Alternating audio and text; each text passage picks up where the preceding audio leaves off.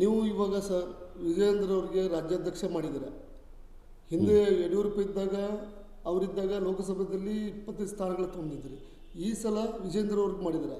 ಈ ಸಲ ಲೋಕಸಭೆ ಚುನಾವಣೆಗೆ ಇವರ ಪಾತ್ರ ನಿಮ್ಗೆ ಹೆಂಗೆ ಅನಿಸ್ತದೆ? ವಿಜೇಂದ್ರ ಯಂಗ್ ಸ್ಟಾರ್ ಆ ಬಳಿಕ ಯಡಿಯೂರಪ್ಪನೂ ಅಲೆ ಐತಿ. ನಮಗೆ ಇವತ್ತು ಬಿ ಜೆ ಪಿಗೆ ಕರ್ನಾಟಕದಾಗ ಹುಟ್ಟು ಹಾಕಿ ಬಿ ಜೆ ಪಿಗೆ ಶ್ರಮ ಪಟ್ಟವಂದ್ರೆ ಯಡಿಯೂರಪ್ಪನೇ. ಆ ಬಳಿಕ ಯಡಿಯೂರಪ್ಪನ ಧ್ವನಿ ವಿಧಾನಸಭೆದಾಗ ಧ್ವನಿ ಎತ್ತಿದ ಅಂದ್ರೆ ಎಲ್ಲ ಗಡಗಡ ಇರ್ತ. ಅದೇ ಟೈಪ್ ವಿಜೇಂದ್ರನ ಹೊಂಟಾನೀಗ, ಯಾಕಂದ್ರೆ ಅವನ ಅಲೆಯಿಂದನೇ ಹೊಂಟತಿ. ಆ ಬಳಿಕ ಈಗ ಅವನದು ಎಲ್ಲ ಯಂಗ್ ಸ್ಟಾರ್ ತಲೆಯಾಗೂ ಬಂದತಿ.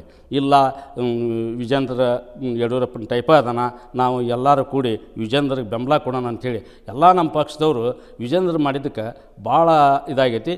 ಮತ್ತು ಈ ಸಲ ನಮ್ಮ ಕರ್ನಾಟಕದಾಗ ನಮ್ಮ ಸಲ ಹೆಂಗೆ MP ಬಂದು ಅದೇ ಟೈಪೇ ಬರ್ತಾವೆ ಅನ್ನೋದು ನಮ್ಮ ಎಲ್ಲರೂ ಕಾರ್ಯಕರ್ತರ ಅಭಿಪ್ರಾಯ.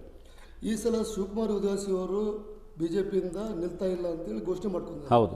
ಈ ಸಲ ಅಭ್ಯರ್ಥಿಗಳಲ್ಲಿ ಏನು ಮಾಡ್ಬೇಕಂತ ಎಷ್ಟು ಈಗ ಸ್ವಭಾವ ಯಾಕಂದ್ರೆ ಯಾರಿಗಾದರೂ ಈಗ ಮನ್ಯಾಗ ಒಂದು ಸಣ್ಣ ಹುಡುಗರಿಂದ ನಮಗೆ ಹಿರಿತನ ಬೇಕು ಅನ್ನೋ ಲೆಕ್ಕದಾಗ ಐತಿ. ಹಂಗೆ ಪಕ್ಷದಾಗ ಎಲ್ಲ ದುಡ್ದವ್ರು ನನಗೂ ಟಿಕೆಟು ಅಂತಾರೆ. ಅದೇನು ಅವ್ರು ಕೇಳೋದು ತಪ್ಪಲ್ಲ.